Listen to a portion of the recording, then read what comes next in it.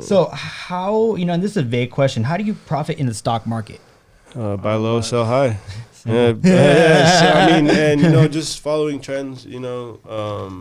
There's different types of trading. You can be a day trader, you can be a swing trader, you could be a dividend investor, which is you buy stocks that offer dividends and just collect the dividends. Okay. Dividends are like every quarter, or there'll be semi-annual or annual.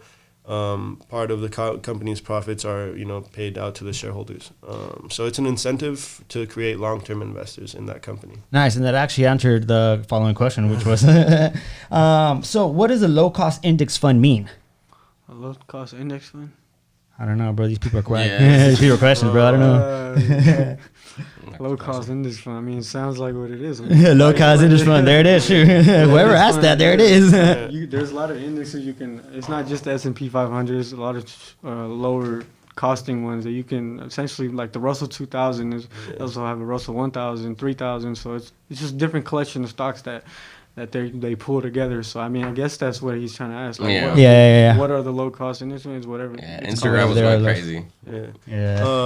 There's also, it's not just the S&P. There's also like over-the-counter stocks, which are like tend to be like the penny stocks, the smaller companies. They tend to be a little bit riskier because they don't follow like all SEC regulations.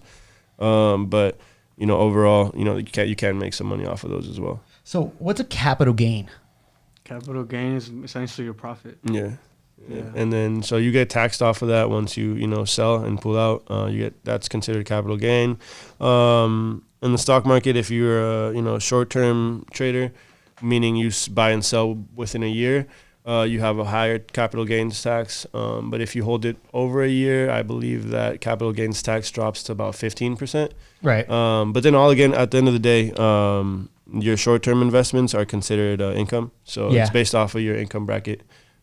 Based off of how much you make a year, you'll get taxed anywhere from like 10 to 30%. Shit, Uncle Sam always has to get his cut, huh? Yeah, exactly. Yeah. So moving on to the next question. What is a short squeeze?